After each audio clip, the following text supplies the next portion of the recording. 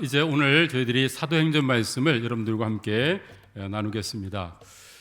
저희들이 구약 말씀이 39권인데 구약을 우리가 지난번에 살펴봤을 때 역사서로 살펴봐야지만 구약을 우리가 이해할 수 있다라는 말씀을 드렸죠. 근데 구약의 역사서가 17권이나 됩니다. 그래서 방대한 구약의 역사를 우리가 살펴봤습니다. 그런데 신약 27권 가운데 신약의 역사서는 몇 권입니까? 딱 한 권밖에 없습니다. 자, 신약의 역사서가 뭐죠? 사도행전입니다. 여러분, 구약의 역사는 무슨 역사입니까? 이스라엘의 역사입니다. 이스라엘의 역사. 그러면은 신약의 역사는 무슨 역사일까요? 교회의 역사입니다. 교회. 예수님께서 교회의 머리 되시죠. 그래서 머리 되신 예수님께서 몸된 교회를 통치하고 지배하고 또 교회를 통해서 일하시는 그 역사를 기록한 것이 사도행전인 것을 보게 됩니다. 자, 그래서 사실상 역사서가 끝나면 우리가 성경이 끝났죠. 구약 성경도 그렇죠. 그래서 우리가 창세기부터 쭉 이제 역사서를 펴보면서 창출, 민수, 사사망, 단란후. 그래서 이제 느헤미야 말씀을 보면은 이제 구약 역사가 끝났습니다. 자, 그러면 신약 역사는 뭘 하면 끝날까요?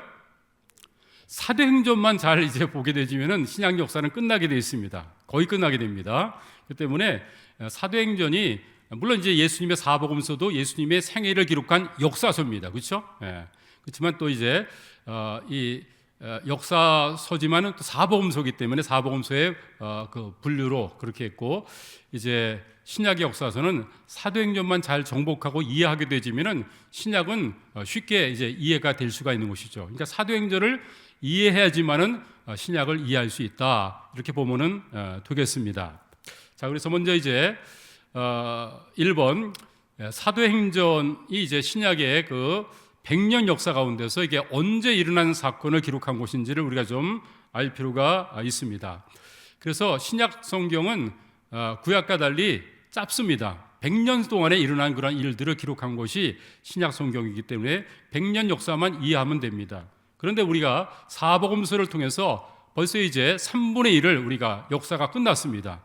사복음서가 예수님이 태어나시고 그리고 이제 공생애를 시작하시고 3년 반 동안 이제 공생애를 마치신 다음에 예수님께서 사명을 이루시기 위해서 오셨죠. 죽기 위해서 우리 죄를 담당하기 위해서 오셨습니다. 그 십자가 달려 돌아가시고 또 부활하시고 또 승천하신 그 사건이 사복음서에 기록되어 있습니다. 그래서 신약의 100년 역사 가운데 예수님이 첫 번째 3분의 1 역사가 이제 사복음서에 기록된 것을 살펴봤고요.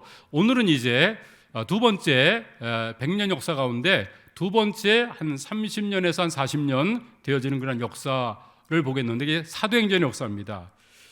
이 사도행전 역사는 한 AD 70년 이전까지로 보면 됩니다. 그러니까 뭐 거의 이제 비슷하게 보게 되면 33년, 33년, 33년 뭐 이런 식으로 끊어서 우리가 봐도 그렇게 차이가 없다 볼 수가 있습니다. 그런데 사도행전 중심의 사역은 이제 사도들의 그 사역들이 이제 그 사도행전에 나타나는데, 특별히 두 명의 사도가 나타납니다.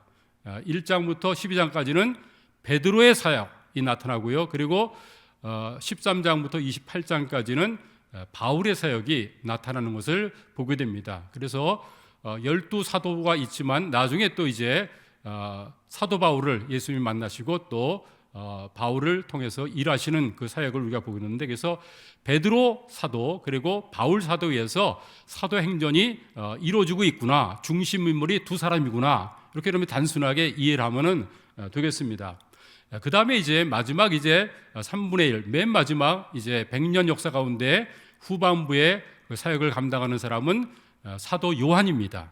사도 요한 중심으로 이제 하나님의 사역들이 또 이루어지는 것을 보게 됩니다. 그래서 여러분 다이어그램 지난번에도 살펴봤었죠. 예수님의 이제 그 사역이 33년 나오는데, 사실상 예수님의 33년 사역 속에서 집중된 것은 뭡니까? 공생의 3년 반 동안이죠. 그것을 우리가 이제 요한복음 중심으로 지난번에 살펴봤습니다. 이제 오늘부터 사도행전 보게 될 텐데, 사도행전은 누구의 사역이요? 베드로의 사역, 그 다음에 누구의 사역이요? 바울 사역. 이 두 사람만 이해하면은 사도행전은 그냥 풀립니다. 그러니까 어려운 것이 아닌 것을 봅니다. 그래서 그들이 어떤 사역을 했는지를 우리가 보면 됩니다. 그런데 우리가 알아야 될 것은 사복음서가 예수님이 생전에 계실 때 기록된 게 아니라는 거 아시죠? 그렇죠? 그럼 언제쯤 이게 기록됐습니까? 사복음서뿐만 아니라 신약의 대부분의 그런 책들 27권 가운데서 22권의 책이 바로 이 사도행전 이 역사 속에서 기록된 것을 봅니다. 그래서 AD 60년 전후로 해서 모든 신약 성경이 다 기록됩니다.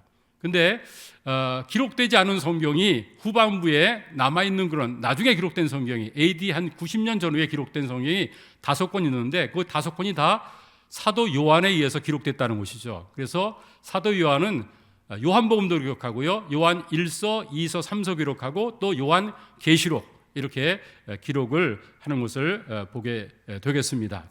자, 그래서 이제 오늘 저희들이 100년 역사, 신약 역사 가운데 중간 부분, 가장 하이라이트, 또 많은 그런 사건들이 기록되어 있는 사도행전 말씀을 함께 보도록 하겠습니다. 자, 그럼 2번, 그럼 사도행전은 누가 기록했고 누구에게 기록된 책인지 이걸 우리가 좀 알 필요가 있죠. 여러분, 누가복음은 누가 썼습니까? 제가 질문에 답이 있습니다. 누가 썼어요? 누가가 썼습니다. 그래서 사복음서는 누가 썼는지 쉽게 알 수 있어요. 어떻게 되면 마태복음은 마태가 썼어요. 마가복음은 마가가 썼어요. 누가복음은 누가가 쓰고 요한복음은 요한이 썼습니다. 자, 그러면 사도행전은 사도가 썼다 그러면 안 됩니다. 사도행전은 어떤 사람은 바울이 썼다 이렇게 얘기하는 사람이 있고요. 그래서 사도행전을 누가 썼는지를 잘 모르는 그런 경우들이 있는데 사도행전은 누가 썼습니까? 누가가 썼습니다. 자, 그것을 우리가 성경을 통해서 우리가 증명할 수가 있습니다. 누가복음 1장 3절 4절 말씀을 한번 읽도록 하겠습니다. 시작. 그 모든 일을 근원부터 자세히 미루어 살핀 나도 데오빌로 각하에게 차례대로 써 보내는 것이 좋을 줄 알았노니 이는 각하가 알고 있는 바를 더 확실하게 알게 하려 함이로라. 누가복음에 나온 말씀이죠. 그러니까 누가복음은 지금 누가가 썼는데 누구에게 썼냐면은 데오빌로에게 쓴 것을 보게 됩니다.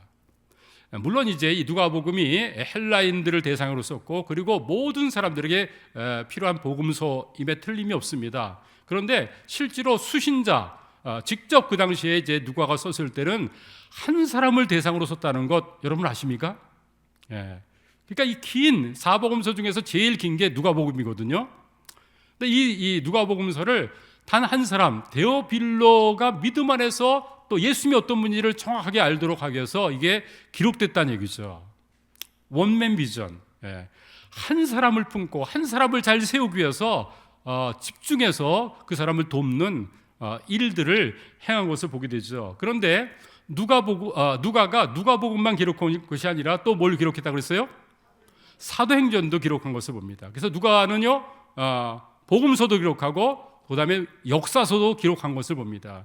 신약 성경의 유일한 역사서인 사도행전을 누가가 기록하고 그리고 또 예수님의 또 사역 그 역사를 기록한 복음서인 누가복음도 또 이제 기록한 것을 보게 됩니다. 그러니까 누가가 참 귀한 일들을 행했고 하나님께서 귀하게 또 쓰신 것을 보게 됩니다. 자, 그런데 그러면은 이제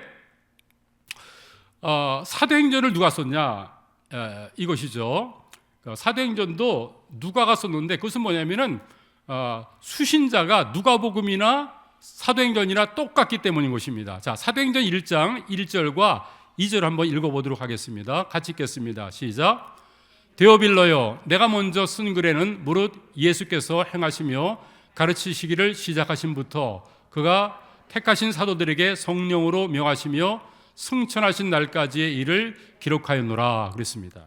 자, 누가복음의 그 수신자가 누구였어요? 데오빌로 각하였죠. 자, 그런데 지금 사도행전 1장을 지금 열면서 제일 먼저 누구에게 지금 쓰고 있어요? 또 데오빌로에게 쓰고 있어요.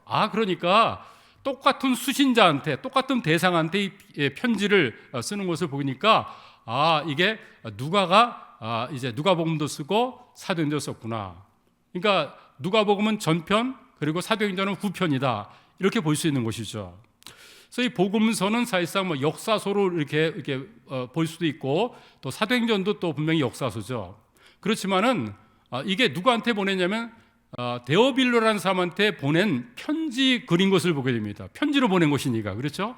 그러니까 서신서다, 또 이렇게도 볼 수가 있는 것이 누가복음과 또 사도행전이다, 이렇게 생각할 수가 있겠습니다.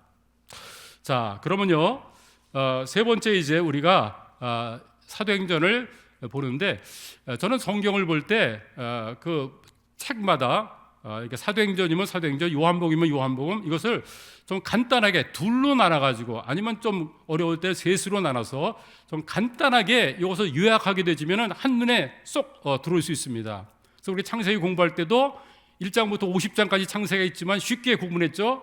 1장부터 11장까지는 네 가지 사건이 나온다. 그래서 창조 사건, 타락 사건, 그 다음에 노아 홍수 사건, 바벨탑 사건. 그러면 이제 1장부터 11장이 끝났습니다. 그리고 12장부터 50장까지는 4명의 인물이 나온다. 아브라함, 이삭, 야곱, 요셉. 그렇죠. 그럼 이제 그 창세기가 끝났지 않습니까? 그 사도행전도 둘로 딱 나누면은 나눠집니다. 말씀하신 대로 1장부터 몇 장까지요? 12장까지. 여기는 사도행전은요, 교회를 통해서 하나님께서 일하시는 것이 두드러진 특징이라고 그랬죠. 그래서 교회를 통해서 일하시는데 1장부터 12장까지는 어느 교회를 통해서 일하십니까? 예루살렘 교회, 첫 번째 시작된 예루살렘 교회를 통해서 일합니다. 그리고 예루살렘 교회에서 또 사도 가운데 누구를 통해서 일하죠? 베드로 사도를 통해서 일하는 것을 기록되어 있습니다. 이게 1장부터 12장까지입니다. 그러니까 사도행전은 딱 둘로 나누면 돼요. 그러면 이제 남은 것이 13장부터 28장까지거든요. 13장부터 28장까지도 교회를 통해서 일하는데, 이제는 어느 교회를 통해서 일하십니까? 안디옥 교회를 통해서 일합니다.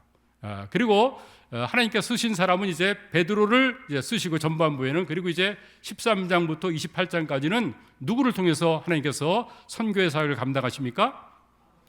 바울을 통해서, 사도 바울을 통해서 감당하는 것을 보게 됩니다. 한 장을 넘기셔서 그러면 도표를 보면은요, 1장부터 12장까지 중심되는 교회는 예루살렘 교회입니다. 그리고 13장부터 28장까지는 중심되는 교회가 안디옥 교회인 것을 봅니다.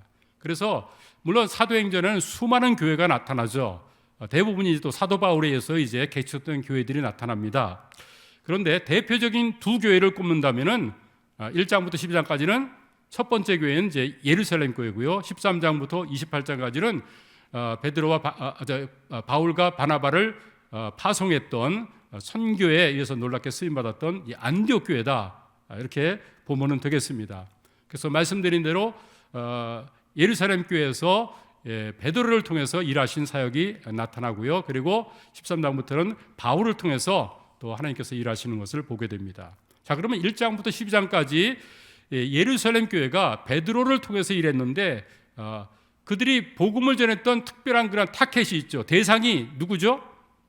유대인들을 대상으로 복음을 전했다는 것을 꼭 기억할 필요가 있습니다. 그러니까 유대인들은 다 복음을 들었는데 누구는 복음을 듣지 못했어요? 사마리아 사람들과 그리고 이방인들은, 땅끝까지 있는 사람들은 복음을 듣지 못했습니다. 왜요? 이들이 사도들이 다 이제 유대인들이죠, 대부분. 그렇죠? 그리고 또 유대인들을 대상으로 이들이 사역을 했는데 거기 한계점이 있었습니다. 이게 우리들이 함께 좀 공부할 텐데요. 그래서 이게 참 어려웠습니다. 그런데 이제 안디옥 교회는요, 이방인들로 구성된 그런 교회입니다. 그래서 바울을 통해서 이제 이방인들에게 땅 끝까지 이제 복음이 전해지는 것을 보게 됩니다.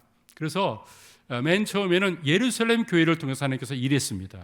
그리고 예루살렘 교회에 사명을 주셨습니다. 사도행전 1장 8절 말씀. 그런데 그 사명을 끝까지 감당하지 못하고 예루살렘과 온 유대까지는 복음을 전하는데 그 이상으로 복음을 확장하지 못하니까 하나님께서는 이제 선교의 횃불을 예루살렘 교회에서 안디옥 교회로 옮기시는 것을 보게 됩니다. 그래서 선교의 전진 기지가 예루살렘 교회가 아니라 안디옥 교회를 통해서 이제 하나님께서 일하신다라는 것을 우리가 또 염두에 두면서 사도행전을 읽으면은 도움이 될 것입니다.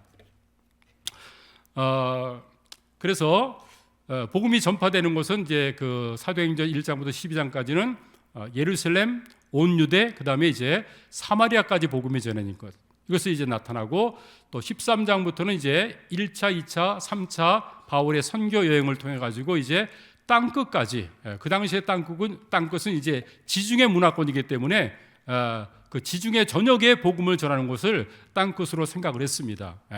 그래서 그들에게 복음을 어떻게 전했는지가 기록된 것이 이제 13장부터 28장까지의 내용이다, 이렇게 보면 되겠습니다.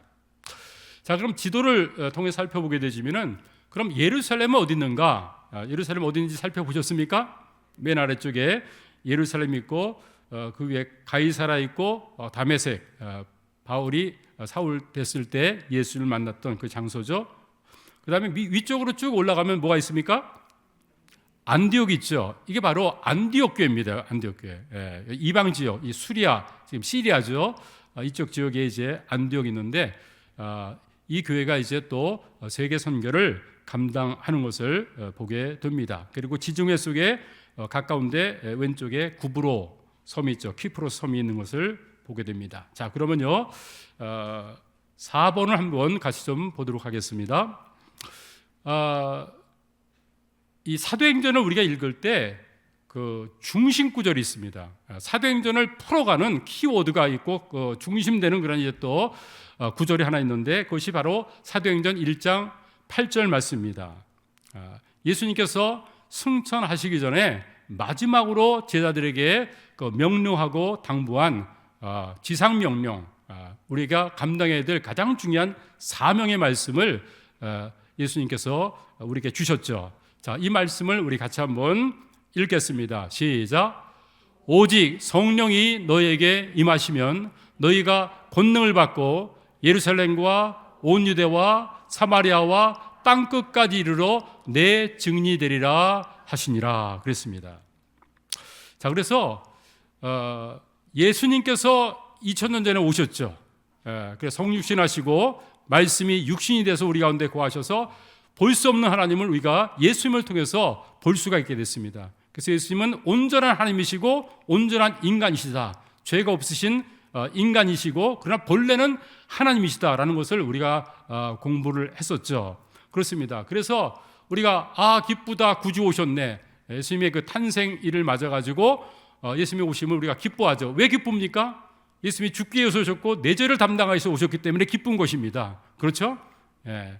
그런데 예수님께서 이제 승천하시면서 이제는 뭡니까? 삼위일체 하나님 가운데 삼위격에 되시는 이제 성령 하나님을 보내시기로 그렇게 약속하신 것을 보게 됩니다.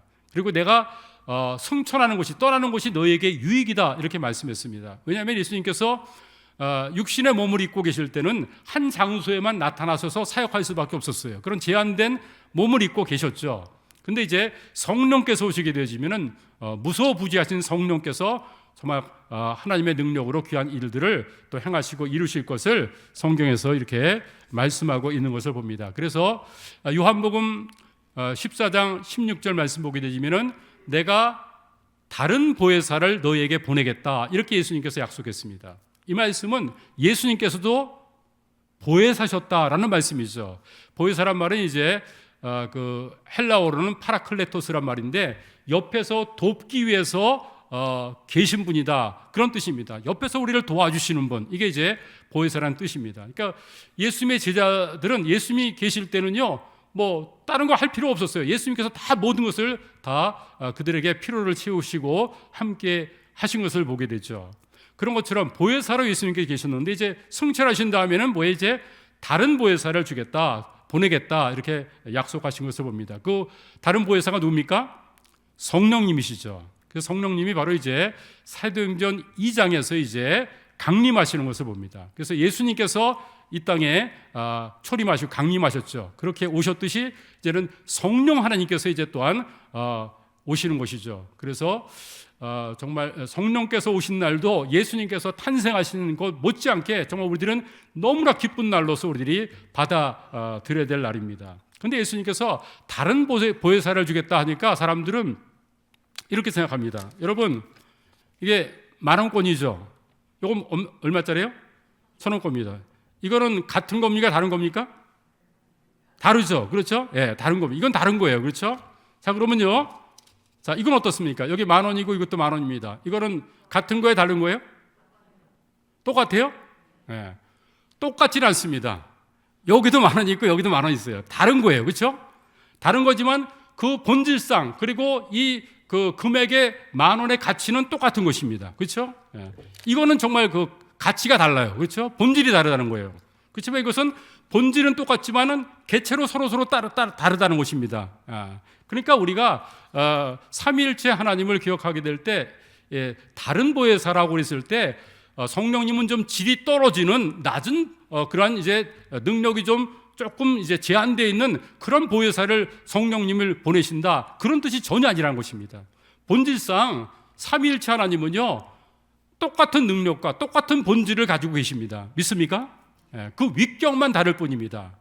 그래서 성령께서 오셔가지고 이제는 믿는 사람들을 통해서 또 교회를 통해서 힘있게 복음이 증거되어지고 하나님의 나라를 넓히는 일들을 또 행하시는 것을 봅니다. 그래서 이제는 성령님이 오셔가지고 성령께서 역사하시는 성령 시대에 우리들은 살아가고 있고 성령의 능력을 통해서 우리들이 하나님을 섬길 수 있도록 그렇게 하신 것을 봅니다.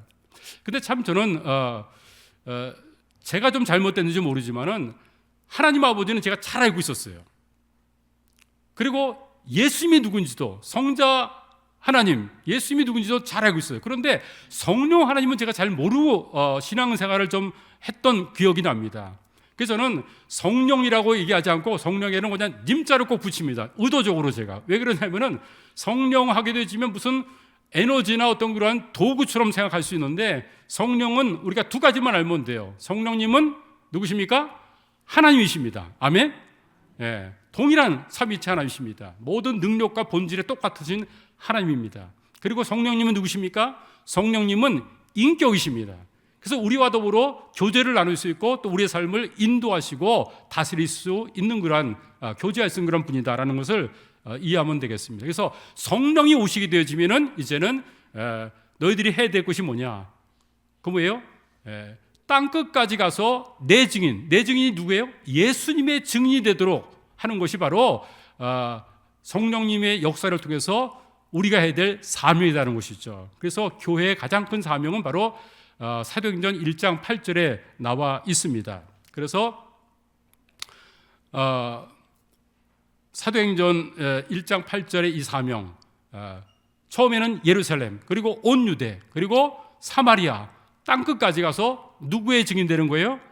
예수님의 증인되는 거. 예수님께서 십자가에서 우리 죄를 다 담당하시고 또 부활하심을 통해서 하나님의 아들임을 입증해 주셨습니다. 그래서 복음을 이제 다 완성하고 이루어 주셨어요. 근데 이제 뭐야? 성령의 능력으로 이제 믿는 사람들이, 교회가 믿지 않는 사람들에게 이 복음을 증거하도록 우리를 사용하시고 또 그 일에 우리를 쓰시길 원한다는 얘기죠. 그러니까 우리가 이 땅에 존재하는 목적은 뭐예요? 영혼들을 구원해서 예수님의 제자 만드는 것이죠.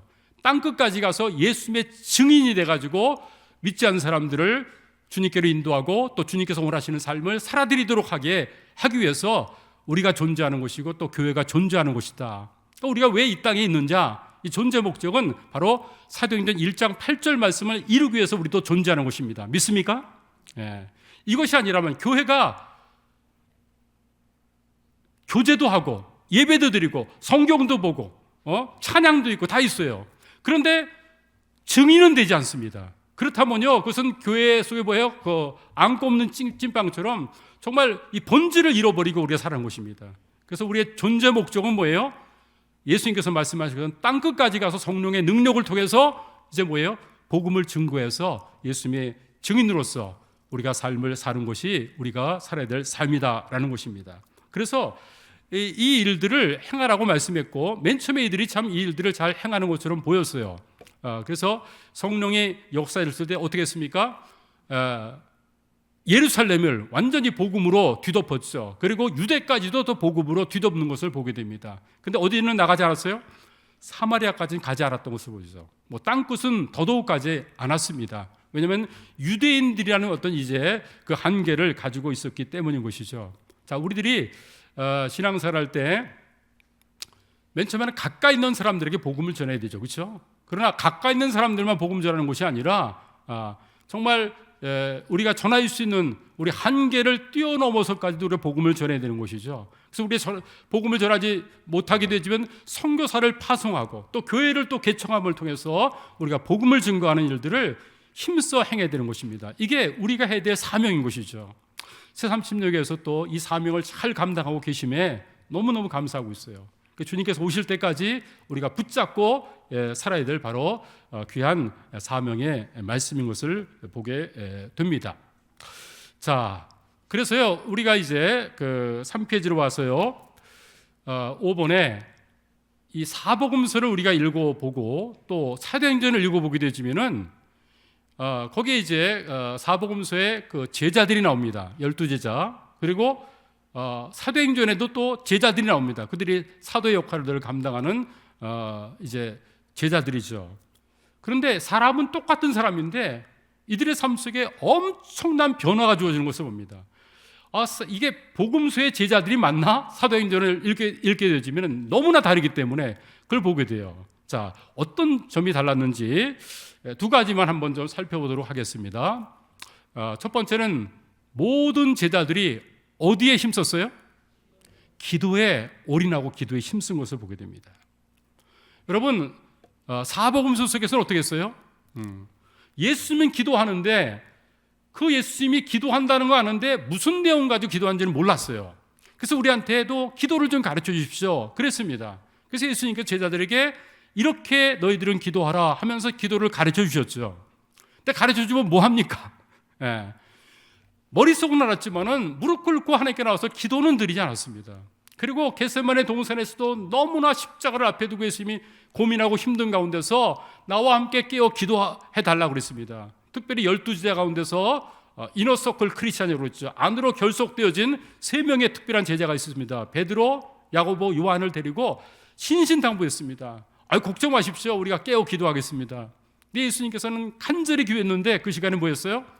와보니까 계속 잠을 자고 있었던 것을 보게 되죠. 그러니까 사도행전과는 달리 사복음서를 보면은 제자들은 기도하지 않았습니다. 그 때문에 능력이 나타나지도 못했죠. 그런데 여러분, 이제 예수님께서 부활 승천하신 다음에 이제 사도행전이 이제 시작이 됩니다. 그런데 사도들이 매 장을 읽어보게 되지면은 그들이 온 마음을 다해서 했던 것이 딱 한 가지가 나와요. 그게 뭡니까? 기도입니다. 기도. 여러분, 저는 기도가 진정한 우리의 영성이다. 저는 그렇게 생각을 합니다. 물론 예배 중요하죠. 성경 공부 중요하죠. 그리고 우리가 전도하는 것도 중요하고요. 그리고 또 우리가 봉사하고 섬기는 것도 너무너무 중요합니다. 하나도 소홀히 할 수가 없습니다. 그렇지만 다른 걸 다 한다고 치더라도 기도를 하지 않게 되지면요, 그 사람의 영성은요 굉장히 메마를 수밖에 없고요. 그리고 이성적으로 지식적으로 끝날 수가 있다는 것입니다. 여러분, 이런 말이 있죠. 기도하지 않는 크리스찬들은요 마귀도 비웃는다고 그랬습니다. 별거 아닙니다. 능력은 우리한테 있지 않고 하나님께 있습니다. 그런데 아무리 연약한 크리스찬이라도 그가 무릎을 꿇고 기도하면은 마귀는 벌벌 떤다고 그랬습니다. 왜요? 기도를 들으시고 역사하시는 하나님의 역사를 마귀는 생각하기 때문에 벌벌 떤다는 얘기죠. 여러분, 우리의 삶 속에서 우리의 영성을 정말 가지고 삶을 살려면요 매일매일 삶 속에서 기도 생활을 해야 되는 것이죠. 그래서 사도행전을 보면은 이건 정말 사도행전이고 교회행전이고 성령행전이지만은 기도행전이다 이렇게 얘기할 수 있습니다. 그들은 먼저 기도했습니다. 그리고 이들의 기도는요 개인 기도가 아니었습니다. 물론 개인적으로 은밀한 가운데서 골방에 들어가 우리가 기도도 해야 되죠. 그러나 사도행전의 기도가 파워풀한 것은 뭐냐면 거의 다가 공동체의 기도였습니다. 교회의 기도였던 것을 봅니다. 120명이 모여 기도했고요. 그리고 또 베드로가 옥에 갇혔을 때 합심해서 그들이 또 기도했고요. 하여튼 그들이 기도했던 것은 모여서 함께 기도했던 것을 봅니다. 그래서 왜냐하면 기도하면 응답해 주십니다. 기도하지 않으면 내 힘 가지고 할 수밖에 없어요. 하나님의 이 영적인 이 전쟁, 영적인 싸움을 하나님의 능력을 덧입지 않고는 우리가 어떻게 감당합니까? 그래서 정말 우리들은 이 기도에 힘을 써야 됩니다. 그래서 여러 프로그램들을 다 가진 다음에 짧게 기도하고 끝나는 게 아니었습니다. 그들의 주된 관심사는 뭐였습니까? 기도했던 것을 봅니다. 자, 한번 이 말씀을 같이 한번 읽어보겠습니다. 시작. 여자들과 예수의 어머니 마리아와 예수의 아우들로 더불어 마음을 같이하여 오로지 기도에 힘쓰더라. 뭐만 했다는 거예요? 기도만 했다는 것입니다. 복음서와는 너무나 다릅니다. 예. 왜 그들이 능력 있는 삶을 살고 행복했고 그리고 많은 열매가 있었는가? 기도하니까 응답하시는 겁니다. 이런 얘기를 해서 어떨지 모르겠지만 순복음교회 사람들 보면은 우리와 좀 다르죠. 또 우리의 믿음과도 좀 색깔이 다르다 이렇게 볼 수 있는데, 근데 우리가 좀 생각해 볼 것이 하나 있다면은 열심히 기도하는 것이 그들에게는 있어요. 그래서 그들은 하나님을 체험하고 또 하나님께서 기도에 응답하시는 것들을 많이 가지고 있는 것들을 또 실제로 보게 되거든요. 그러니까 뭐 다른 거 없습니다. 그들은 그냥 기도하는 것이 그들의 삶 속에서 가장 중요한 것으로 여겨지는 것을 좀 보는 것 같아요. 그래서 우리가 기도에만 정말 오로지 힘쓰는 그런 부분들을 우리 삶 속에 영성으로 장착하고 자리매김하면서 산다면은 우리가 복음이 정확하지 않습니까? 그리고 모든 것들을 다 갖추고 있지 않습니까? 거기에 기도의 영성만 가지고 있다면은 하나님께서 정말 여러 교회들을 통해서 하나님께서 일하시지만 특별히 성서 침례기를 통해서 위대하고 놀라운 일을 이루신다고 저는 믿습니다.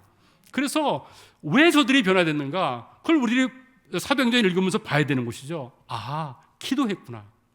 오로지 기도에 힘쓰는 이런 삶을 사니까 하나님께서 그 기도 속에서 기도해서 정말 두 사람이 기도해서면은 하늘에서도 정말 풀고 또 땅에서 묶으면은 또 하늘에서도 묶는다고 말씀했지 않습니까? 모든 걸 기도에 두고 계시는 것을 봅니다. 그래서 기도에 힘썼기 때문에 사도행전에 놀라운 그런 일들이 이루어지는 것을 봅니다. 두 번째, 이들이 했던 것이 또 뭐냐? 완전히 변화된 것이 있는데 그것은 뭐냐면은 예수님이 부활하신 사실을 경험했기 때문에 이들의 삶이 변했던 것을 봅니다. 사실 이들은요, 복음서를 보게 되지면은 예수님께 십자가에 달려 돌아가실 때 다 도망갔습니다. 그리고 예수님께서 부활의 현장에 나타나서 편안할지어다 그렇게 요한복음에 나타날 때도 문빗장을 지르고 덜덜 떨고 숨어 지냈던 것을 보게 됩니다. 그들은 두려웠습니다. 무서웠습니다. 자기도 죽을까 봐 이렇게. 그랬던 겁쟁이들인데 이들이 담대히 가서 복음 전하죠. 채찍에 맞아도 정말 고난받는 것에 합당한 자로 여기심을 기뻐하면서 또 복음을 전했던 것을 보지 않습니까? 어떻게 그들이 담대히 복음을 전하면서 삶이 이렇게 180도로 변화됐는가? 그것은 뭐예요? 부활의 주님을 만났기 때문인 것입니다. 자, 그래서 베드로가 이제 설교 속에서 이제 얘기한 얘기를 한번 좀 읽도록 하겠습니다. 시작. 너희와 모든 이스라엘 백성들은 알라. 너희가 십자가에 못 박고 하나님이 죽은 자 가운데서 살리신 나사렛 예수 그리스도의 이름으로 이 사람이 건강하게 되어 너희 앞에 섰느니라 그랬습니다. 여러분, 우리가 예수를 믿을 때 예수님의 십자가 너무 감사하죠. 십자가를 통해서 우리 모든 죄가 용서받았기 때문에. 맞습니까? 그런데요, 십자가로 끝나고 예수님이 부활하지 못했다면요, 어떤 일이 벌어질까요? 예수님은 하나님의 아들로 우리가 섬길 수도 없고 인정받을 수도 없는 것입니다. 그렇죠? 똑같은 인간이었구나라고 그렇게 우리가 받아들일 수밖에 없는 거예요. 부활 사건이 없다면요, 다시 살아나지 못했다면요. 아무리 그렇게 대단한 일을 했더라도 죽음 가운데 끝났다면요, 인간이죠. 어떻게 우리가 신이라고 하나님의 아들이라고 우리가 받아들일 수 있습니까? 여러분, 예수님이 하나님의 아들이시죠. 근데 이 하나님의 아들인 것을 만천하에 입증하고 공개하고 증명해 준 것이 무슨 사건입니까? 부활 사건입니다. 부활 사건. 예수님이 부활하신 건요, 나사로가 다시 살아나고 부활한 것과는 차원이 다릅니다. 나사로는 예수님이 살려주셨죠. 그래서 영원히 살았습니까? 아니에요. 몇십 년 살다가 죽었어요. 그렇죠? 근데 예수님은요, 십자가에 우리 죄 때문에 죽음을 맛보셨죠. 그렇지만 어떻게 해요? 사흘 만에 부활하시고 어떻게 해요? 지금도 살아계십니다. 하나님 우편에 계시고 또 우리를 위해서 이 땅에 또 재림하시고 영원토록 살아계시고 영원토록 통치하실 분이기 때문에 예수님이 부활하시고 지금도 살아계시기 때문에 우리들의 믿음이란 것은요, 그냥 종교 지도자를 믿는 것이 아니고 여러 종교 중에 하나를 믿는 게 아니라 정말 생명이고 부활이고 진짜 사실, 진짜 살아계신 예수님을 우리가 믿고 사는 것입니다. 그러므로 우리의 믿음이란 것은 너무너무 확실한 것입니다. 그것은 바로 뭘 통해서요? 부활하신 예수님을 통해서 우리들이 그것을 알게 되는 것이죠. 이 제자들도요, 뭐 여인들이 와가지고 예수님을 만났다, 예수님이 부활했다고 얘기했을 때 무슨 말이 그렇게 하냐, 어떻게 죽은 자가 살아날 수 있냐, 처참하게 십자가에 죽었는데 어떻게 죽은 자가 살아나느냐, 이렇게 얘기했었어요. 그게 맞는 것이죠. 죽은 자가 살아난 걸 봤습니까? 무덤에서 누가 확 일어난 걸 봤습니까? 아니죠. 그러니까 이건 있을 수 없는 것입니다. 인간이라면 있을 수 없는 거예요. 근데 예수님 인간이 아니라 누구세요? 하나님의 아들이시니까 살아나신 것입니다, 스스로. 아멘? 지금도 살아계신 주님을 우리가 믿고 있는 것입니다. 그럼 우리 2000년 전으로 가가지고 그때 예수님이 역사적으로 존재하셨지, 그거 생각할 필요 없어요. 지금도 어제나 오늘이나 영원토록 동일하시고 살아계신 예수님을 믿고 있는 것입니다. 아멘? 그 예수님의 이름으로 우리가 기도한다는 건 뭐예요? 살아계신 예수님 앞에 우리가 기도하는 것입니다. 그렇죠? 그러니까 이 부활하신 주님을 만났기 때문에 이들의 삶이 변화될 수밖에 없었죠. 죽은 예수님 줄 알았는데 다시 살아나니까 이건 정말 하나님이시구나, 하나님의 아들이구나, 이게 진짜 복음이구나, 그러니까 이 복음을 증거해야지 해서 저들의 삶이 변화된 거예요. 누굴 만났기 때문에? 부활의 주님을 만났기 때문에 그렇습니다. 특별히 도마도 그랬지 않습니까? 무슨 얘기냐, 다른 제자들이 부활의 주님 만났다니까 나는 손가락에 손을 집어넣고 옆구리를 만져보기 전에 믿지 않는다 그랬죠. 그러나 부활의 주님 만난 다음에 이 도마도 역시 변화됐던 것을 보죠. 그러니까 그들이 다 변화됐던 것은 부활하신 주님을 만났기 때문입니다. 그래서 우리 신앙생활에 가장 중요한 것은 부활하신 주님, 살아계신 주님, 그 주님과 함께 우리들이 동행하는 삶입니다. 이게 부활하신 주님이고 이게 진짜니까 이 진짜 복음을 증거하고 진짜 예수님을 우리가 증거하는 삶을 살아야 되는 것입니다. 예.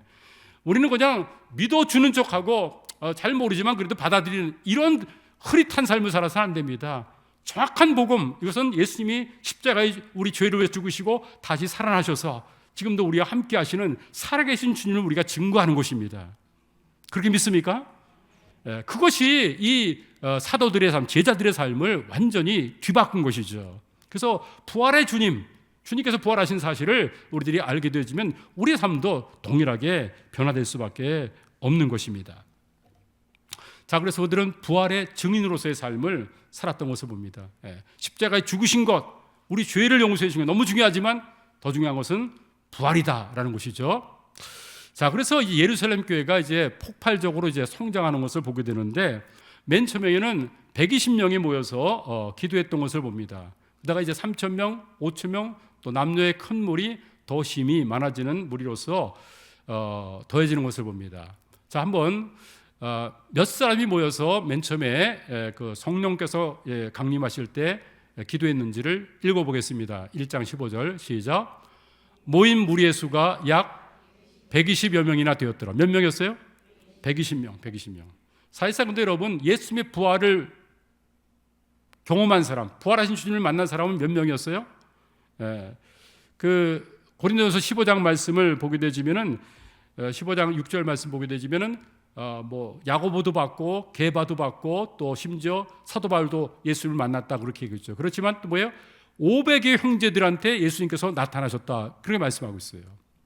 그런데 500의 형제들이 예수님 부활하신 주님을 만났고 또 40일 동안 이제 예수님께서 살아계심을 증거했죠. 근데 기도했던 사람 몇 명이에요? 거기서 380명이 빠지고 120명이 남았습니다. 120명이 열흘 동안 열심히 기도했습니다. 그래서 예루살렘 교회는 120명 이 개척 멤버를 통해서 이제 이루어진 교회입니다. 그런데 이제 성령께서 역사하시고 우리가 아는 대로 사도행전 2장에서 이제 베드로가 설교하니까 몇 명이 이제 구원받습니까? 41절 하면 읽겠습니다. 시작. 그 말을 받은 사람들은 침례를 받음에 이날에 신도의 수가 3,000이나 더하더라 그랬습니다. 그러니까 몇 명 됐어요? 3,120명이 됐죠. 그렇죠? 예. 자, 여러분들 이제 4페이지로 가서요. 그 다음에 또 어떤 일이 벌어집니까? 이제 그 미문에서 이제 안전병이가 이제 또 걷게 되는 그런 사건이 나타나죠. 그래서 수많은 사람들이 또 이제 구원받고 더해지게 됩니다. 읽겠습니다. 4장 4절 시작. 말씀을 들은 사람 중에 믿는 사람이 많으니 남자의 수가 약 5,000이나 되었더라 그랬습니다. 그러니까 아까 3,120명이죠. 5,000명 더하면 뭐예요? 8,120명이죠. 8,120명만 보면 안 됩니다. 여기서 누구의 수가 5,000명이라고 그랬어요? 남자의 수만. 우리가 이제 그 공간복음 보게 되지면은 그 숫자를 볼 때 여자들하고 아이들은 숫자에 그 포함하지 않았던 것을 보게 되죠. 그러니까 남자만 계산했으니까 거기에 딸린 아내와 그다음에 또 자녀들까지 보게 되지면은 한 15,000명, 2만 명 이렇게 되지 않겠습니까? 그렇죠. 그러니까 2만 명이 교회를 이제 메가처치로 늘어난 것을 봅니다. 그다음에 또 어떻게 됩니까? 5장 14절 말씀을 읽겠습니다. 시작. 믿고 죽기로 나오는 자가 더 많으니 남녀의 큰 무리더라 그랬습니다. 그 다음부터는 이제 숫자는 나오지 않습니다. 근데 큰 무리가 나왔다 그랬습니다. 또 6장 1절에서도 이제 제자의 수가 많아졌고요. 또 그다음에 7절 말씀을 보겠습니다. 시작. 하나님의 말씀이 더 왕성하여 예루살렘에 있는 제자의 수가 더 심히 많아지고 허다한 제사장의 무리도 이 도에 복종하니라. 그러니까 지금 예루살렘의 이 교회가 어떻게 합니까? 지금 120명에서 3,000명에서 또 어떻게 합니까? 5,000명에서 수많은 사람들로 계속해서 늘어나고 있는 거예요. 그러니까 어림잡아도 얼마큼 늘어났으니까 이런 표현을 보게 되지면 한 4, 5만 정도는 되지 않았을까? 적게 잡아도 이렇게 볼 수 있는 것이죠. 지금도 4, 5만 명의 교회라면 엄청난 교회 아닙니까? 이런 교회를 형성했던 것을 볼 수가 있습니다. 자, 그러면은 두 번째, 어떻게 해서 이렇게 급성장하고 폭발적으로 이렇게 영혼들이 구원받는 일들이 주어졌는가? 이게 궁금하지 않습니까? 여러 가지로 얘기할 수 있겠지만 저는 4가지 정도로 이렇게 추려서 얘기할 수 있지 않을까 생각이 들었습니다. 그래서 첫 번째는 오로지 기도에 있었습니다. 자신의 힘으로 하지 않고 성령의 능력, 하나님의 도움을 간절히 바라니까 기도의 응답을 통해서 이것들이 다 이루어진 것이죠.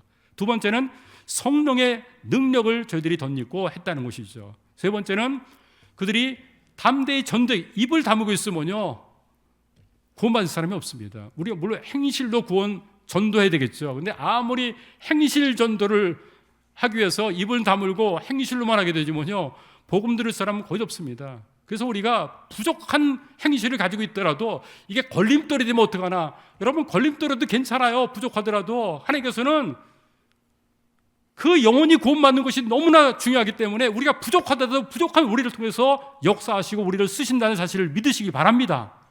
전하면 되는 것입니다. 내가 부족하더라고요. 부족하더라도 하나님께서는 입을 열어서 복음 전하면요 정말 천하보다 귀한 영혼이 나를 통해서 구원받게 하십니다. 왜요? 이 복음이 너무나 중요하고 그 영혼이 너무나 소중하기 때문에 부족한 나를 통해서 일하신다니까요. 그 때문에 내가 좀 더 잘 갖춰져야지만 되고 내가 다른 사람에 상처 주지 않는 모습으로 내가 잘 예수님 닮아가는 삶을 산 다음에 내가 복음 전하겠다. 그런 착각하지 마십시오. 어떻게 그렇게 될 수 없습니다. 우리는 계속 연약하고 부족합니다. 그러나 부족함에도 불구하고 하나님을 의지하면서 우리가 복음을 증거하는 삶을 살아야 되는 것이죠. 그러니까 전도는 늘 우리 삶 속에서 해야 되는 것입니다. 그래서 제가 지난번에 말씀드렸죠. 손가락이 10개 아닙니까? 오른손은 뭐예요? 복음을 수용하는 사람 5명의 명단이 있어야 돼요. 이름이 있어야 돼요. 또 왼쪽에는 복음을 거절하고 있는 참 복음 전하기 어려운 사람 5명을 가지고 10명의 명단을 가지고 있어요. 그래서 기도할 때마다 손가락을 꼽으세요. 그래야 여기서 구원받은 사람이 있으면은요, 빼고 또 이제 뭐예요? 다른 사람을 집어넣고요. 그래가지고 10명은 여러분들이 최소한 가지고 간절히 기도해야 됩니다. 우리의 사명이라는 것은 복음 증거하는 거 아닙니까? 그런데 내 자식 우리 사업터만 잘 되게 해달라고 승진해달라 이것만 기도는 안 되죠. 우리의 사명은요 첫 번째도 뭐예요? 머리끝으로 뭡니까? 복음 증거하는 것입니다. 땅끝까지 내 증인 되라고 그랬잖아요. 그러니까 이 사명을 감당하려면요 영혼이 있어야 되는데 영혼을 이름을 가지고 있어야 해요. 잘 이름을 모르면 슈퍼 이제 있는 그 주인 아주머니라고 여러분들 같은 10명을 가지고 기도하시기 바랍니다. 아멘. 여러분들이 다 10명을 품고 기도하세요. 그렇게 영혼들이 있고 그 영혼에서 기도를 매일매일 하게 될 때 그 속에서 이 예루살렘 교회가 놀랍게 변화되고 거기서 영혼들이 구원받는 것을 보죠. 우리가 영혼들에서 간절한 마음을 있다는 것은 뭐예요? 기도부터 가는 것입니다. 기도하기 전에 명단부터 갖는 거예요. 명단도 없고 기도도 없으면요 아무것도 이루어지잖아요. 구리씨가 다 복음화되게 도와주십시오. 말입니다. 이루어지지 않습니다. 실질적인 명단을 가지고 여러분들이 기도하시면 됩니다. 그래서 그들이 그렇게 담대히 전도했습니다. 그 다음에 또 하나가 있는데 이게 뭐냐면 사랑의 공동체였습니다. 그들이 정말 물질도 함께 나누면서 서로 기쁨으로 함께했던 것을 보게 되죠. 자, 이것을 우리가 하나씩 좀 잠깐 좀 보도록 하겠습니다. 말씀만 쭉 읽겠습니다. 간절한 기도. 여기도 또 이제 이렇게 얘기하고 있네요. 읽겠습니다. 2장 42절 시작. 그들이 사도의 가르침을 받아 서로 교제하며 떡을 떼며 오로지 기도하기를 힘쓰니라. 4장 14절에서도 오로지 기도하기 힘쓰다 그러는데 뭐예요? 1장 14절에서도 근데 뭐예요? 2장 42절에서도 또 오로지 기도하기만, 그러니까 기도에만 전념했어요. 그러니까 기도할 때 하나님께서 역사하시는 거죠. 우리의 영성은 기도에 달려있다, 저는 그렇게 생각합니다. 자, 그 다음에 성령의 능력을 또 덧입었습니다. 읽겠습니다. 시작. 비일기를 다음에 모인 곳이 진동하더니 무리가 다 성령이 충만하여 담대히 하나님의 말씀을 전하니라 그랬습니다. 그 성령 충만한 것, 그 성령 충만한 것은 뭐가 성령 충만한 거냐? 성령님이 나를 다스릴 수 있고 성령님이 나를 지배할 수 있고 성령님이 나를 통치할 수 있으면 그게 성령 충만한 것입니다. 아멘? 내가 성령으로 뭐 충만해지는 것이 아니라 성령이 나를 마음대로 다스릴 수 있을 때 그때 그게 성령 충만한 것입니다. 성령이 내 마음대로, 성령 마음대로 하게 되지 뭐냐, 이게 성령 충만한 것이고요. 근데 성령께서 역사하는데 내 마음대로 하게 되고 고집피면 이게 뭐예요? 내 육신대로 삶을 사는 것이죠. 그 성령 충만은 뭐 특별한 신비적인 체험이 아니라 성령님께 100% 순종하는 것입니다. 그래서 성령님이 나를 다 통지하고 다스릴 수 있도록, 통치할 수 있도록 만드는 것이 저는 성령 충만이다. 저는 그렇게 정의를 저도 나름대로 이렇게 내렸습니다. 그래서 성령의 역사하심이 있었던 것을 봅니다. 그 다음에 또 보겠습니다. 담대한 전도 시작. 그들이 날마다 성전에 있든지 집에 있든지 예수는 그리스도라 가르치기와 전도하기를 그치지 아니하니라 그랬습니다. 그들이 두 군데 모였어요. 어디 모였어요? 성전에 많은 사람들이. 그리고 그 다음에 어디 모였어요? 집집마다 모였던 것을 봅니다. 집집마다. 가정에서 그들이 모였던 것을 봅니다. 이런 뭐 예배당이 옛날에 없었죠. 그렇죠?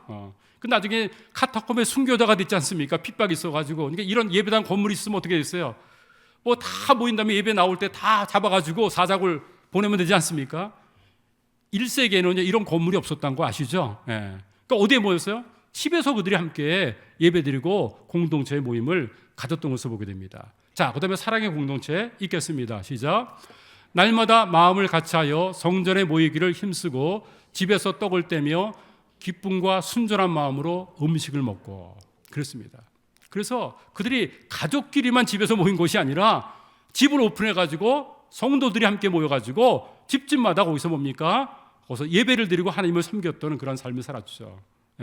그래서 저희 교회도 이제 지난번에 이제 그 창립 예배를 맞춰서 이제 그때 이제 2년 동안 못했던 식사 교제를 했는데 얼마나 좋은지 몰라요. 그냥 예배만 마치고 가는 것과 식사 교제하니까 분위기가 달라지더라고요. 근데 뭐야, 집집마다 함께 열어가지고 거기서 또 사람들을, 믿는 사람들 초청하고 또 믿지 않는 사람들 초청해가지고 거기서 사랑의 교제를 그들이 함께 나누는 삶을 살았습니다. 이것을 통해 가지고 교회가 아름답게 세워져 나갔던 것을 보게 됩니다. 자, 그다음에 7번을 보도록 하겠습니다. 자, 근데 이제 문제가 있습니다. 좋은 점이 있는데 예루살렘 교회, 이제부터 문제점을 보겠습니다. 예루살렘 교회가 예루살렘과 온 유대에는 복음을 전하고 증인됐어요. 근데 어디를 가지 않았어요? 사마리아와 땅끝까지는 가지 않았어요. 왜 안 갔을까? 이게 궁금하죠. 왜 가지 않았을까요? 이 사마리아는요, 이방인과 혼혈 민족이라는 거 배웠죠. 그렇죠? 우리가 이제 북왕국과 남왕국 서로 나눴을 때 북왕국이 먼저 멸망하죠. 어디한테? 아시리아한테 멸망하지 않습니까? BC 722년에. 근데 아시리아는 어떤 정책을 했어요? 정복한 다음에 그대로 놔두면 그 남자들이 또 이제 또 그 민족 봉기를 일으키면서 또 독립투쟁할 테니까 남자들을 다 잡아가지고 이방으로 보내고 이방 민족을 또 이제 뭐예요? 사마리아 땅에다 심었단 말입니다. 그러니까 거기 여자들이 누구를 결혼해요? 이제는 남자들이 없으니까 이방 남자들을 결혼해가지고 혼혈 민족이 됐다는 얘기죠. 그러니까 반쯤 유대인인 거예요. 혼혈이니까 너희들은 순수한 유대인이 아니다 해가지고 유대인들이 이 사마리아인들을 거부했던 것을 보죠. 근데 예수님께서는 사마리아 여인에게 찾아가가지고 복음까지 전했지 않습니까? 그리고 선한 사마리아의 비유를 또 들어서 말씀도 하시고요. 그런데도 이들은 뭐예요? 사마리아인한테는 갈 수 없다라는 그런 마음이 어떤 그런 부분이 있어요. 우리가 이제 일본 사람들에서 좀 좋지 않은 감정 같듯이 이런 감정들을 가지고 있었던 것을 보게 됩니다.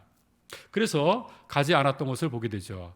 요한복음 4장 9절 말씀, 유대인들은 사마리아인과 상종하지 않았기 때문에 이게 그들의 전통이었어요. 그래서 갈릴리에서 유대로 가든지 유대에서 갈릴리로 갈 때는 사마리아로 통행하지 않고 어떻게 했어요?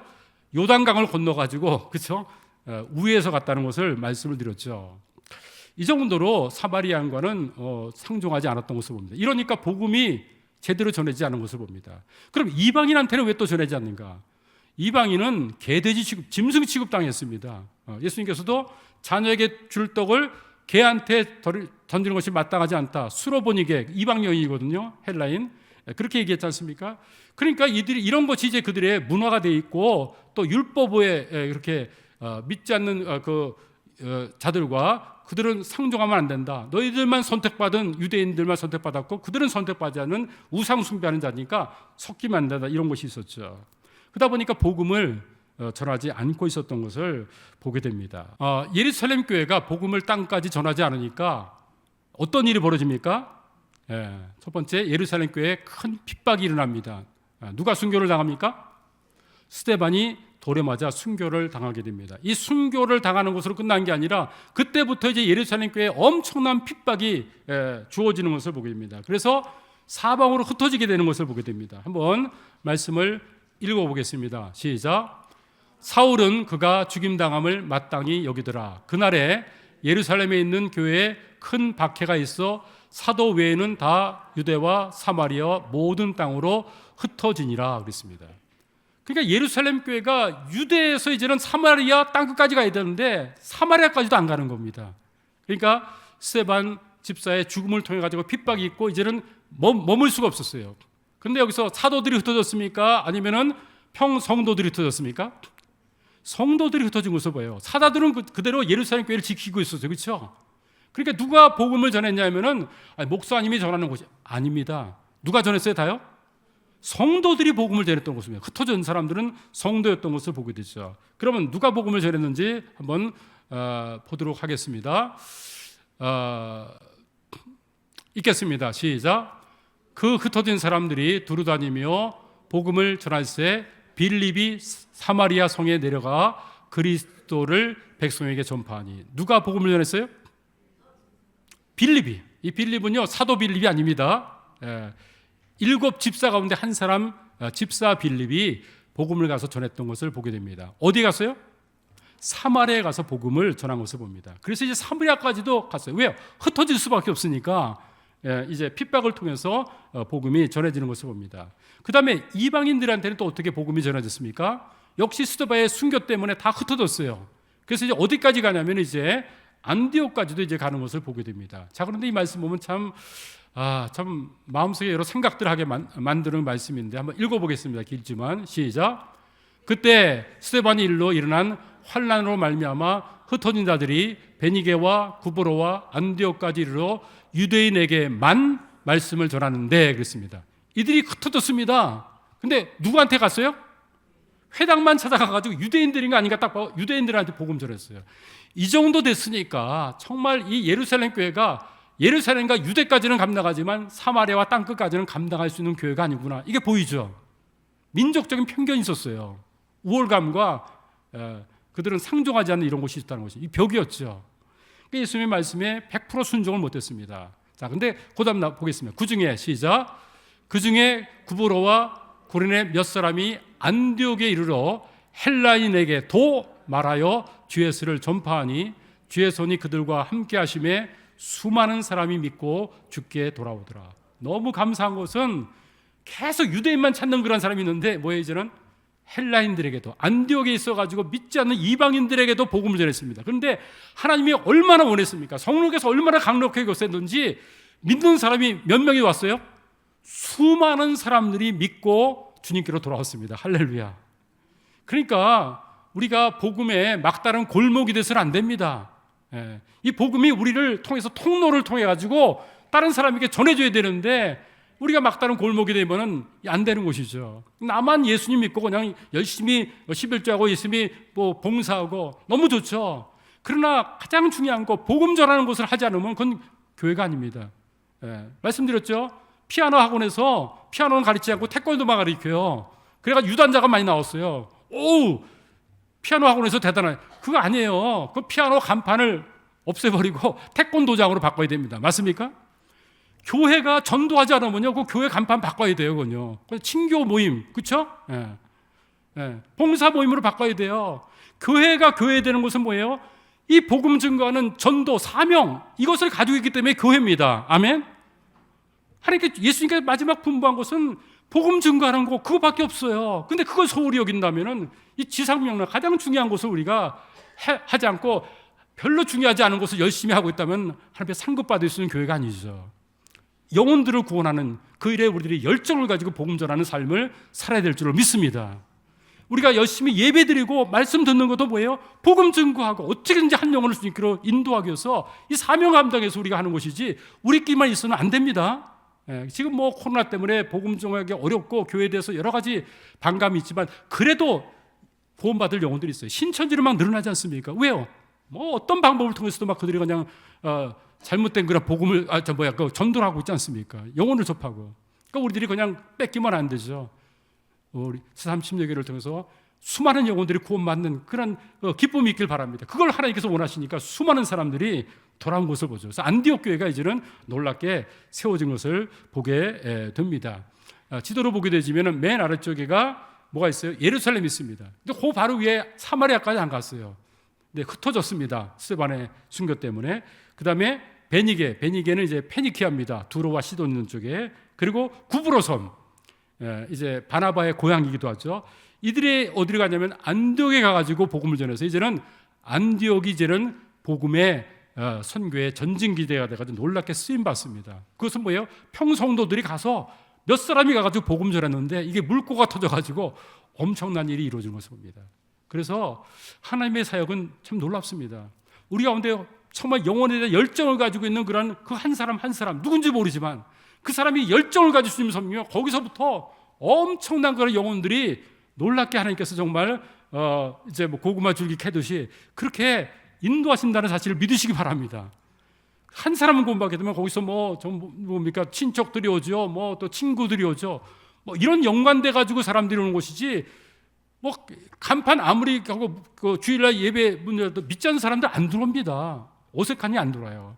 그래서 그 관계 전도를 통해서 영혼들을 계속해서 인도하는 그런 삶을 살아야 됩니다. 한 사람이 그 역할을 한다니까 이 놀라운 그런 일들이 이루어지는 것을 봅니다. 자, 마지막 6페이지입니다. 스데반의 죽음으로 인해 가지고 해서 어떤 일들이 이루어졌나? 우리들은 스데반 집사 너무 아까워요. 스데반 그 사도행전 7장 보면은요. 저는 이제 이 교제를 가지고 하는데 스데반은요. 그냥 없이 그냥 머릿속에 성경이 꽤 찼어요. 창세기부터 해가지고 쭉 얘기하죠. 핵심적인 얘기들. 그렇잖아요. 와, 성경을 꿰고 있는 사람이에요. 뭐 그냥 헌금 관리만 하는 사람이 아니라 대단한 사람이에요. 성령과 믿음과 말씀과 이게 충만한 사람이거든요. 그런데 집사 안수 받은 지 얼마 되지 않아가지고 설교 한번 해가지고 돌 맞아 죽지 않습니까? 너무 아까워요, 이 사람이요. 그런데요, 순교의 피는요 헛되이 흘려지지 않는 것을 봅니다. 자, 스데반을 통해서 어떤 놀라운 일이 벌어졌는지 잠깐 좀 보겠습니다. 어떤 일이 주어집니까? 사마리아와 이방인에게도 복음이 전해집니다. 할렐루야. 이 죽음을 통해서 흩어지니까 이 일들이 벌어지는 것을 보게 됩니다. 그러니까 스데반을 사용하신 거죠, 하나님께서. 그렇죠? 예, 아까 봤던 그런 말씀입니다. 그래서 이제는 안디옥에게도 헬라인에게도 복음이 전해진 것을 봅니다. 스데반의 핍박을 통해서 이제 죽음을 통해서 일어난 일입니다. 자, 두 번째 또 어떤 열매가 주어지는가? 이게 또 기가 막힌 겁니다. 사울이 바울이 됩니다. 그래서 스데반이 죽을 때 어떤 일이 있었어요? 모든 이제 그 증인으로서 이제 겉옷을 맡아 가지고 있었죠. 사울이란 청년이. 그래서 피투성이가 돼서 죽는 걸 봤습니다. 당연히 여겼습니다. 아주 냉정하게 마땅히 전성은 죽어야 된다 이렇게 생각했습니다. 그러면서 이 바울이 예수 믿기 전에 어떻게 했어요? 내가 전에는 비방자, 박해자, 폭행자였다고 그랬습니다. 그래서 여러분들 바울이 예수님 만난 것이 사도행전 9장에 나오죠. 그런데 그가 두 번 자기 구원 간증합니다. 22장이고 26장에서 구원 간증하는데 26장 11절 말씀 보게 되지만요, 예수 믿는 사람들은 그냥 예수님을 모독하게 하는 말을 억지로 했다는 것입니다. 저 엄청나게 핍박했던 사람이 바로 이제 이 사울이었던 것을 보게 되죠. 그래서 사울은 내가 율법의 의로는 흠이 없는 자다. 빌립보서는 그렇게 얘기하고 있어요. 근데 디모데전서는 이렇게 얘기하고 있죠. 미쁘다 모든 사람이 받을 만한 이 말이요, 그리스도 예수께서 죄인을 구원하려고 세상에 임하셨다 하였다. 죄인 중에 내가 괴순이라고 그랬습니다. 무슨 잘못을 죄인 중에 두목이라는 것입니까? 그것을 우리가 한번 보겠습니다. 10번입니다. 자, 사울은 다메섹으로 가는 길에서 예수님을 만났죠. 그때 어떤 말씀을 들었는지 보겠습니다. 그러니까 빛을 보면서 꼬꾸라졌습니다. 그러면서 사울이 얘기하는데, 사울은요 누구를 핍박했어요? 교회를 핍박했죠. 교회를 핍박했어요. 예수님을 직접적으로 핍박한 그런 성경에 근거가 없습니다. 그러니까 교회, 예수 믿는 사람을 핍박했죠. 근데 예수님께서 바울을 만났을 때 뭐라고 말하는지 한번 보세요. 읽겠습니다. 시작. 땅에 엎드려져 들음에 소리가 있어 이르시되 사울아 사울아 내가 어찌하여 나를 박해하느냐 하시거늘 대답하되 주여 누구시니까? 이르시되 나는 내가 박해하는 예수라 그랬습니다. 자, 지금 사울은 누구를 박해했어요? 예수 믿는 사람, 교회를 박해했어요. 근데 예수님은 딱 사울을 만나가지고 누구십니까? 하니까 뭐라고 했어요? 너는 왜 교회를 박해하느냐 그렇게 얘기했죠? 아니에요. 뭐라고 했어요?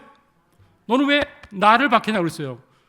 사울이 보면은 내가 예수님 박해한 적이 없는, 나는 예수 믿는 사람 교회를 박했는데요. 눈이 멀어가지고 그렇게 얘기할 뻔하지 않습니까? 이해가 안 되죠? 예수 믿는 사람 박했는데 왜 예수님 박했냐 얘기죠. 그것이 세 번째 질문을 통해서 보겠습니다. 어째서 교회를 핍박한 것이 예수님을 핍박한 것이 되는지. 자, 한번 읽겠습니다. 골로새 1장 18절입니다. 시작. 그는 몸인 교회의 머리시라. 그가 근본이시요 죽은 자들 가운데서 먼저 나신 이시니 이는 친히 만물의 으뜸이 되려 하심이니라. 그가 누구예요? 예수님. 예수님은 뭐예요? 몸인 교회의 머리라고 했습니다. 그러니까 머리는 예수님이시고요, 몸은 교회라고는 얘기죠. 그렇죠? 여러분, 발가락이 아프게 되어지면은 어디가 통증을 느껴요?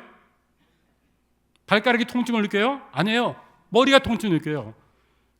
손가락을 비게 되어지면요, 손가락이 아파요? 손가락이 아픈 게 아니라 머리가 아파요. 그거 아시죠? 모든 것은 신경이 머리를 통해서 머리가 다 그걸 느끼게 돼 있다는 거예요. 여러분, 이거 너무 중요한 것입니다. 이 교회라는 것은 몸입니다. 그렇죠? 그리고 머리는 누구예요? 예수님이시죠. 그러니까 교회를 핍박하면은요, 이 몸이 아픈 게 아니라 뭐가 아파요? 머리 대신 예수님이 아픈 거예요. 머리를 공격한 거예요. 그래서 예수님은 너 왜 몸을 공격했느냐 하지 않고 머리 된 나를 공격했느냐, 지금 이 얘기하고 있는 것입니다. 이해되시죠?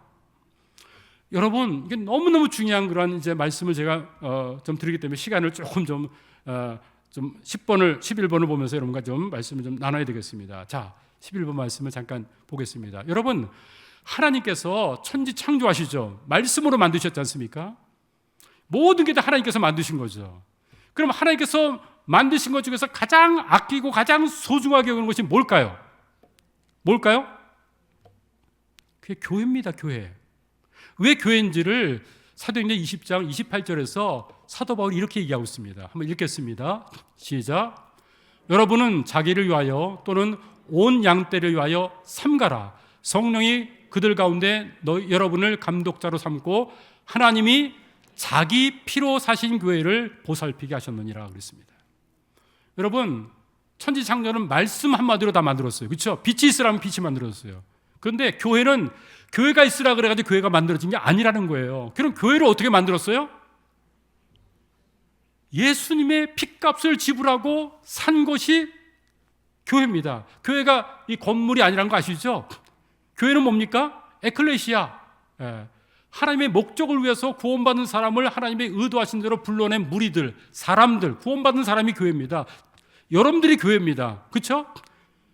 새삼 침례교회 예수님이 머리고 여러분들은 뭐예요? 교회입니다. 몸의 지체들을 이루어가지고 한 몸을 이루고 있는 교회입니다. 그렇죠?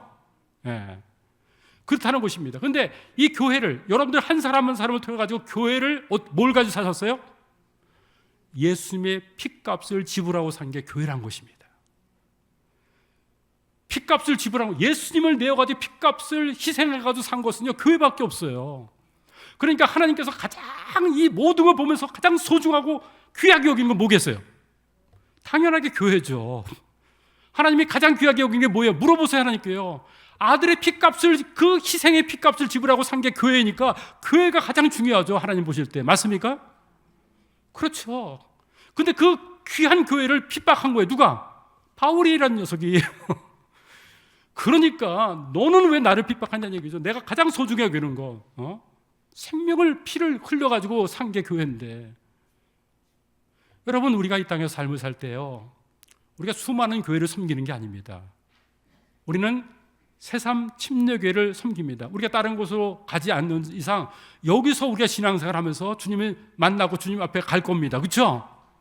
그럼 다른 교회는 다른 교회 책임지라고 그랬어요. 그건 생각하지 마시고요. 그럼 뭐예요? 새삼 침례교회는 우리가 세워야 됩니다. 아멘? 예. 그 교회마다 다 틀리지 않습니까? 7교회 보게 되지면 다 다르지 않습니까? 그러니까 이 새삼 침례교회는요, 여러분 한 사람 한 사람이 세는 곳입니다. 그러므로 이 작정을 하시기 바랍니다. 하나님이 가장 소중하게 여긴 게 교회구나. 그럼 나도 뭘 가장 소중하게 여기면 살아야지? 교회를 가장 소중하게 여기죠.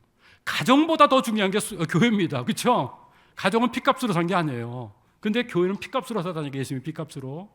그러니까 진짜 가정도 소중하죠. 소홀히 여기면 안 되죠. 그러나 그것보다 더 귀하게 여겨야 될 것은 교회입니다.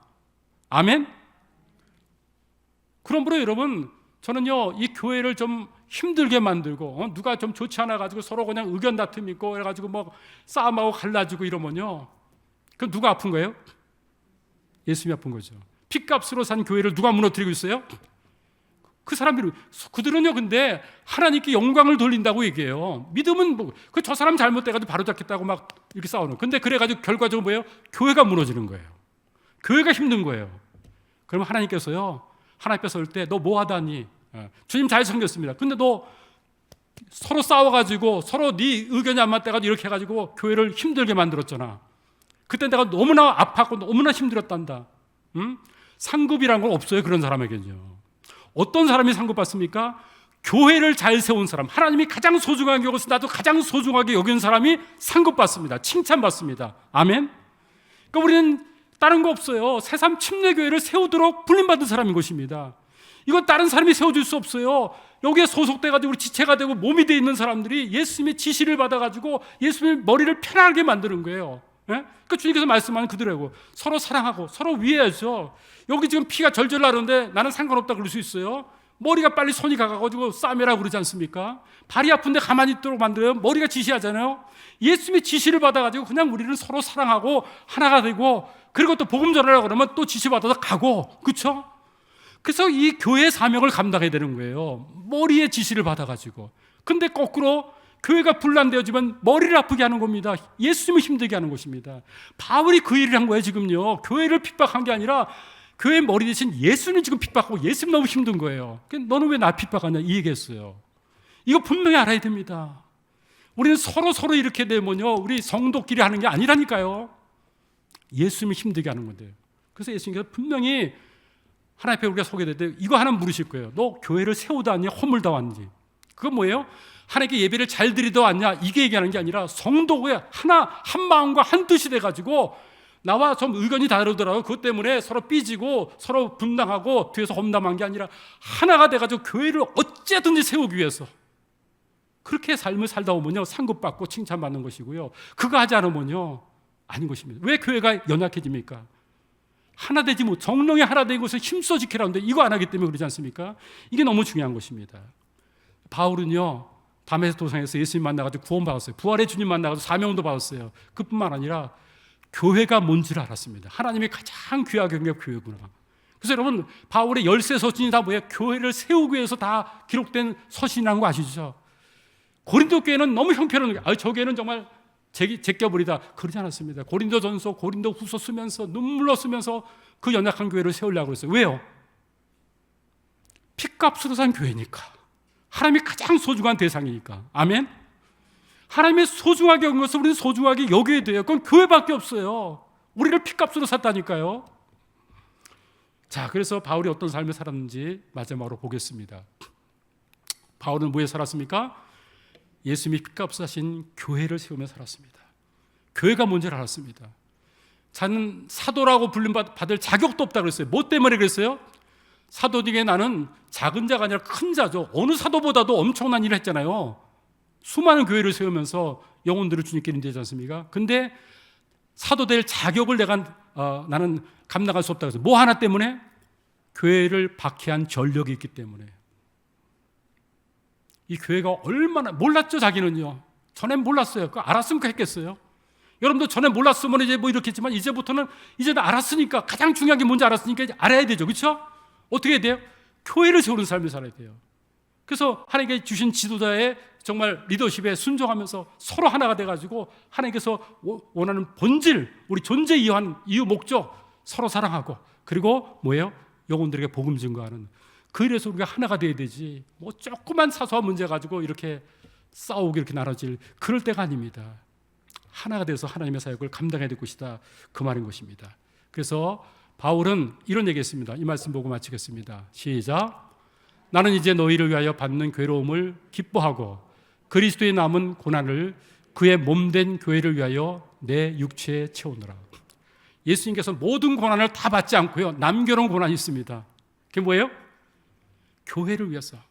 교회가 그냥 세워지는 게 아닙니다. 사탄이 제일 노리는 게 뭐야?